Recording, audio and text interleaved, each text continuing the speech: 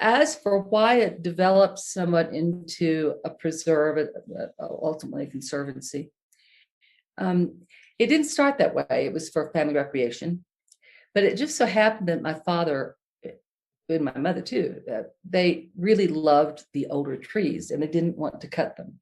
Prior to that, it had been a timber operation. We did actually sort of inherit a timberman. His name was Joe Cliff Moak, and he stayed on as the manager of the property. At that point, it was purchased along with Mitchell Energy and Development Company. As I said, it was going to be phase 2 of the Woodlands. When we took it on as our private land, we still kept the timber man, that being Joe Cliff Moak, who had been the timber specialist or managed the timber operation for Mitchell Energy. So he stayed on for the private land and for ours, which became ours.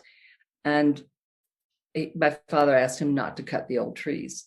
That's exactly why we ended up with the red cockaded woodpecker, because that was purchased in 1964.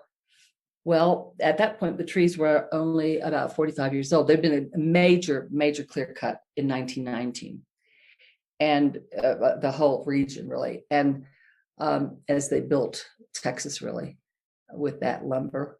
And so my father, in 1964 said, don't cut anymore. Let's let the old forest come back.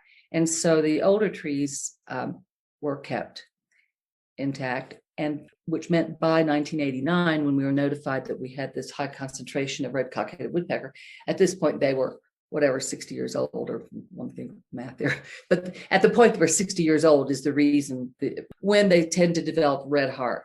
And not every single one does develop the red heart, but that's the reason why the RCW was able to penetrate those trees to make a nest.